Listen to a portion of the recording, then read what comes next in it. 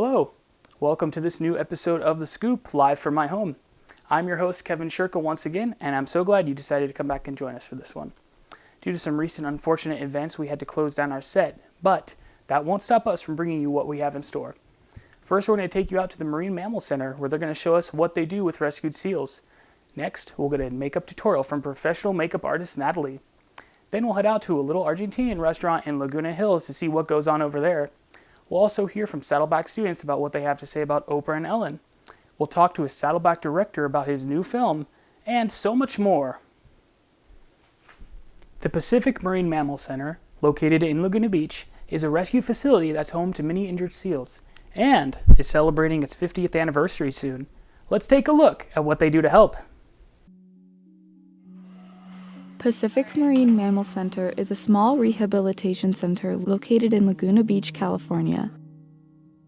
They were the first marine mammal center to be established in California in the year 1971 and have remained the only licensed marine mammal center in Orange County.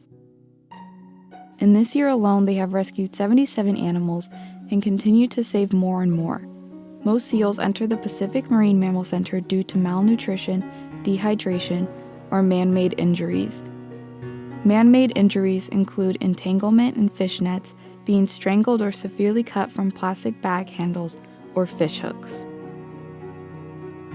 One animal that we rescued last Tuesday had a very severe life-threatening entanglement that if we probably wouldn't have got to him, it probably would have suffocated him or cut his skin so deeply that it was fatal.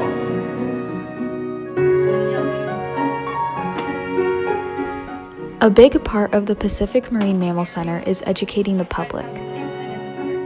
They try to educate all generations on what they can do to reduce their carbon footprint and minimize plastic usage. Plastic never goes away, and so that's a really big problem. And so I think we're definitely moving in the right direction as far as reusable bags, reusable straws, things like that. But yeah, that's a big part of our education department here, is trying to teach people how they can reduce their footprint, because it does affect the animals. They also have summer camps for kids to learn about how to help and take care of marine wildlife. If you're 8 to 13 years old, you can learn how to prepare fish, dissect urchins, or do a mock rescue. If you're 15 to 17, you can shadow a vet, get more hands-on experiences, and attend lectures.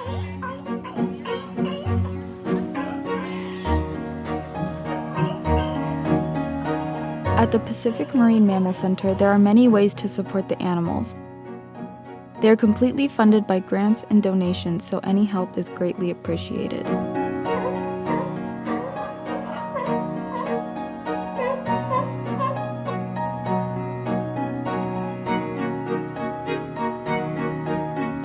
You can visit their gift shop, and with each purchase, you put the money right back into the Marine Center. They also partner with local artists in Orange County, so you're helping the seals and the people within the community. Another way you can help is by becoming a member. A member means you can get updates about seals, get some free merchandise, and even be there for when the mammals get released back into the wild. There's nothing quite like seeing an animal who was so close to death make this total 360 transformation and being released healthy back into the wild. So that's always fun to go to.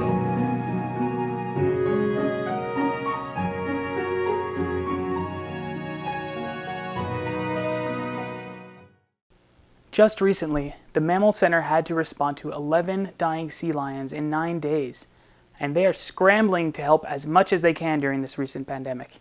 If you would like to offer to help, you can reach out to them through their website, marinemammalcenter.org.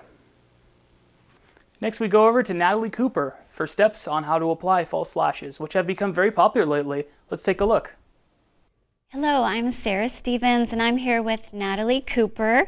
Wow. She's a makeup artist, and she's going to show us how to put on lashes. And this is her model, Julie. So thank you for coming. Show me what you got here. So I'm going to do a quick lash application. This is before, this is after. So I'm going to start with a pair of lashes. My first step is to make sure that the lashes fit your eye shape.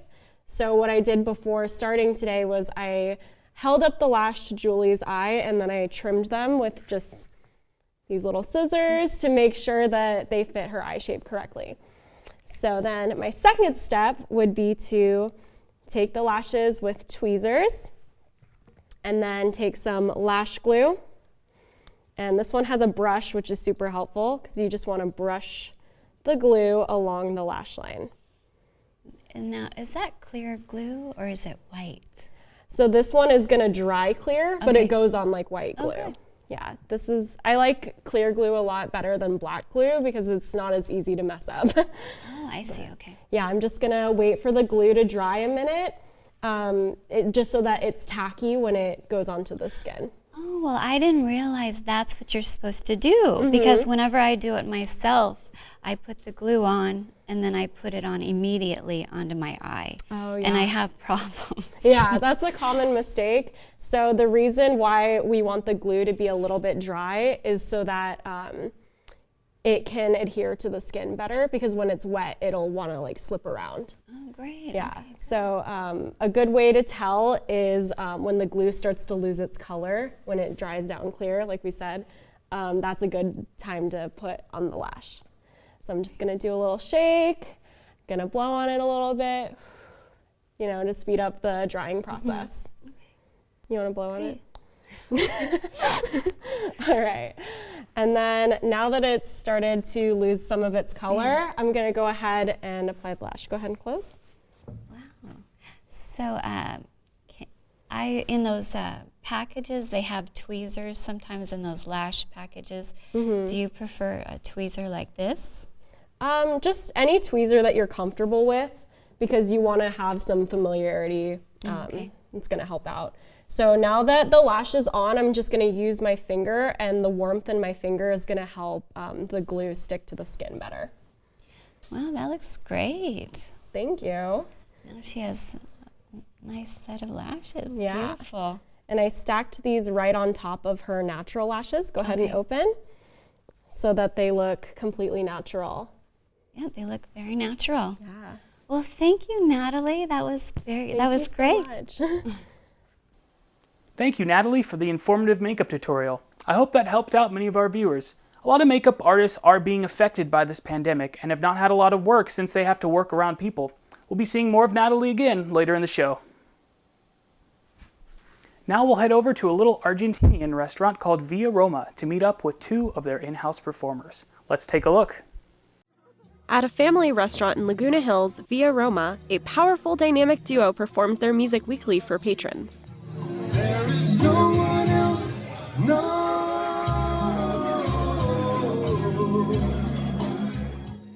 Olivia and Giancarlo Ranella have been performing together for well over a decade now.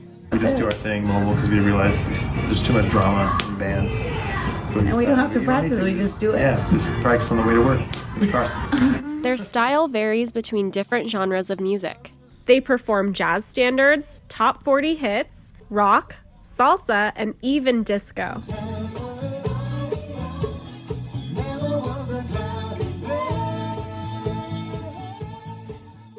The Ranellas perform covers for restaurant goers, putting their own spin on popular songs across a wide spectrum of sound. Although they've written their own music, Olivia and Giancarlo are planning on sticking with covers for now. There's always a mix of people. There's not just like one formula. You need to mix it up because there's a lot of different people in the audience.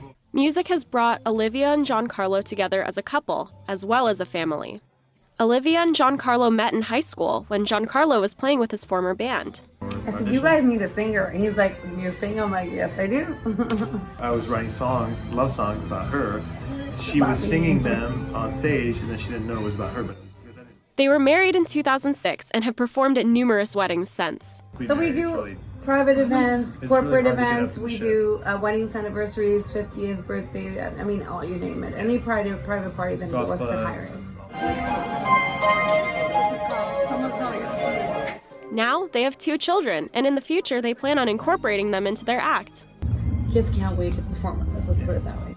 But for now, Olivia and Giancarlo call Viaroma their home and have been performing there for 5 years. Then we were at another restaurant in Laguna Beach, and then from there on Friday nights, and now we decided we moved to this one, and we're doing a similar style of music, but yeah, about 5 years now. So. Olivia and Giancarlo entertain families there every Saturday.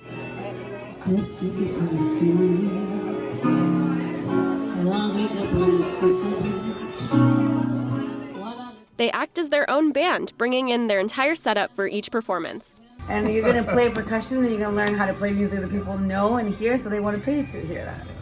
Dancing is allowed and even encouraged. Some people come back to Viaroma again and again just to dance to their music. Audience members come to the restaurant to celebrate special occasions due to their strong connection with Olivia and Giancarlo's music. Happy birthday to you. Happy birthday to you. And for the near future, Olivia and Giancarlo are here to stay at Viaroma and are more than happy to share their music with anyone who stops by. Happy birthday! Those are our fans. If you'd like to take your friends and family to see the Ranellas perform, you can visit Viaroma at 25254 La Paz Road in Laguna Hills. Wow, they have such good voices. I need to go there to get the full experience in person. Olivia and Giancarlo are currently safe at home and are not performing at the restaurant. Their kids are now being homeschooled due to the recent pandemic. Next, we interviewed Saddleback students on who they liked better, Ellen or Oprah. Luckily, we got to conduct these interviews before the coronavirus broke out. Let's listen in on what they had to say. If you could have dinner with Oprah or Ellen, who would you pick? I'll go Oprah. Ellen. Awesome. Thank you guys so much for answering our questions today. Oh, Ellen. Do you have a reasoning you would pick Ellen? Well, okay. It depends, right? So Ellen, I heard like off screen she's not like the most pleasant person. So I don't know if I would get like on screen Ellen or like off screen Ellen, so that'd be a big factor. Yeah, that's interesting. I would say Ellen because I grew up watching Ellen and I never watched Oprah, so I don't know that much about her. Yeah, I get that. I feel like we kind of missed the Oprah. Okay, well, thank you guys so much. No problem. Ellen? Do you want to give it just a little explanation? I don't have an explanation. Just cause. Just like Ellen. I love it. Awesome. Well, thank you so much for stopping by.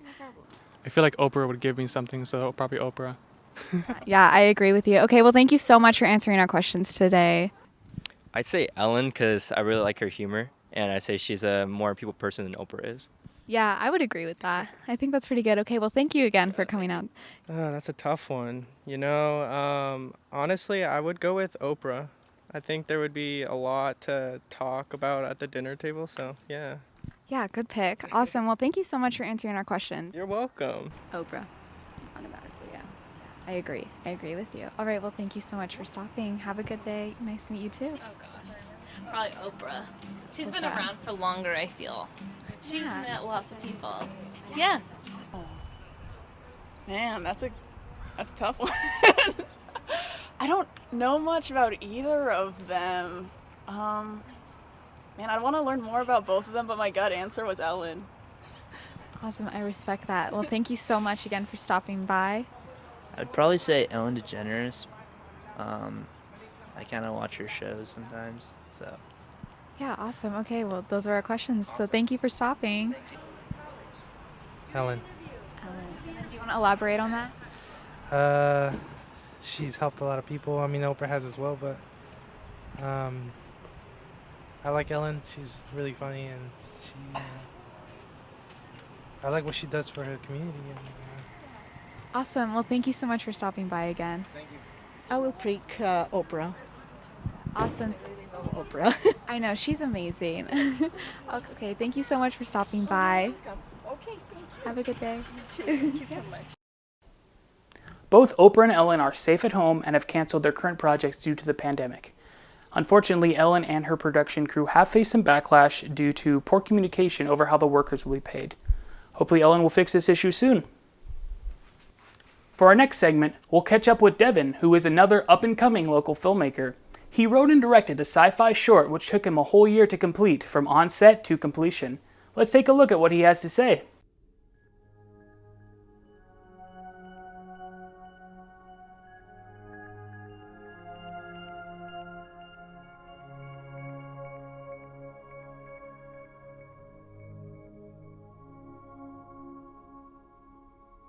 I'm Devin DeFluter. I am the writer and director of The Little Stargazer. And the story is about a little girl named Penny who spends her time stargazing and vicariously playing her video games, dreaming of becoming a hero. What inspired me to write the story, I guess, was music. I usually get my ideas from music. And so one of the ways that I come up with ideas is just by listening to music. And this came from just listening to Walk the Moon music. And I imagined a little girl dancing in her room, and then I asked myself, why is she dancing? And then I thought maybe she did something really big. What could that be? Maybe she saved an alien. Well, how would she save an alien? And that's kind of spiraled onwards, and that's basically how I came up with the idea. I'm a hero, Albert! I'm a hero! It's exciting to get the ball moving, or get the ball rolling. It's exciting to see all the moving parts start to come together. But because there are so many moving parts, getting the ability to direct it, it's kind of stressful sometimes because of how ambitious the project was and how relatively inexperienced everyone was, and green. Everyone was actually quite good and had done this kind of thing before, but you're never really sure about how things will turn out. It was a really nice feeling to get it approved and greenlit. That felt great, but it was also really, really nerve-wracking to begin the process because of how many moving parts there were.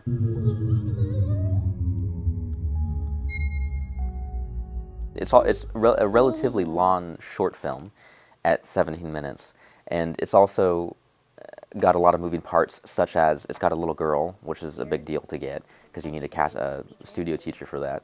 It has a lizard in it, so it has an animal that you're dealing with, and then so many visual effects, so many shots incorporated visual effects, so we have to make sure that we're getting shots correctly lit for that in mind for posts later on. And then also having a live action spaceship set and miniatures and a puppet. All these things are very time consuming, and they're so essential to the story, but they're all a totally different animal you have to deal with. So that's why it takes so many people, time, and dedication. It's hard to pick what I'm most proud of just because, like I said before, there's so many moving parts of the movie. It's hard to just pick one because of how essential each one is equally. Because it's so fresh in my memory, because I was cramming all of this to get it done for the deadline, it probably would be the visual effects. But that, honestly, it might just be because it's so fresh in my memory. If I actually looked at this further along, or if I was back in time, I might say that just getting the filming done was a victory in and of itself. But I think I'm most proud of having a really coherent story, and I think it'll stand out from other films because of how unique in temperament and genre it is. It's very uncommon, I think, for a college student to make a family-oriented sci-fi. So I think I'm proud of making something that is very different from everyone else. What do you mean he's not there? Well, looks like he's not there. Yeah, Dan, I cannot tell him that. If I tell him that, you might not be on those stars. But, oh, hi there, Penny. Is your dad gonna be coming back on the phone anytime soon? Can't talk right now. Blank is about to crash into the moon. Oh, okay. Totally makes sense. That doesn't make any sense, Tom. Of course it makes sense. Never mind. Because there were so many people, and all of them were doing very big jobs, and there were so many of them, it's really hard just to pick one person, so I don't think that I can. I can shout out a couple of people off the top of my head. I know for a fact that all the people working on the visual effects, that took a toll on everybody. We pulled a lot of all-nighters, and there were points where I couldn't remember the last time I ate or slept because I was trying to figure out, first of all, how to rotoscope and how to animate and how to do those things, and also finishing them on time and making them look presentable for the showcase. So I think all of the visual effects people, everyone that was involved, so that's Brody, that's Randy Van Dyke, he contributed to it as well. He took some shots way more than he needed to. And Ashley Devine, who was just an assistant director on the project, but then came in and helped with visual effects. Like me, she was learning as she went so that she could help us with it.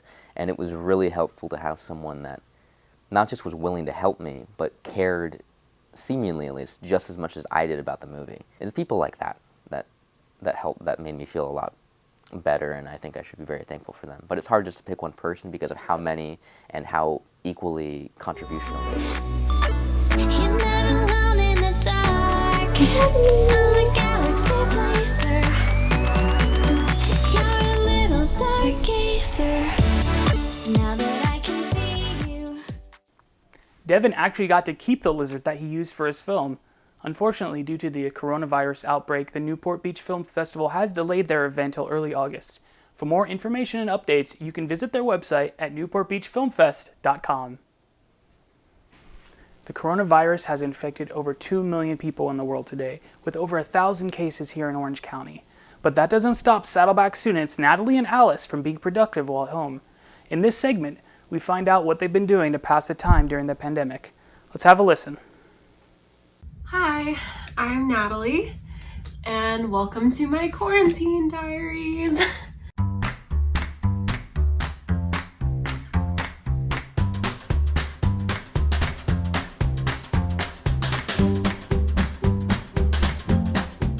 One thing I'm really going to miss is spending time with my boyfriend.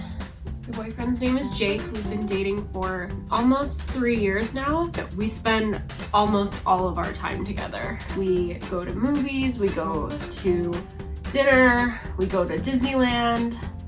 We do all kinds of stuff together.